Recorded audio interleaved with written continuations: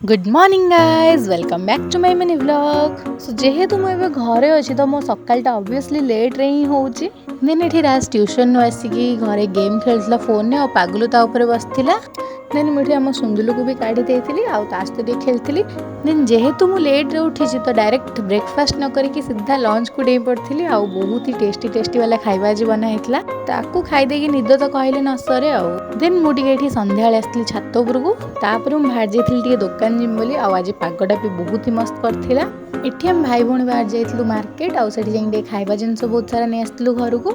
आउ ए बाबूंकर तो बहुत ही कैमेरा फोबिया जे कि कैमेरा देखले से मुहटा को ही सीधा बुले दबो।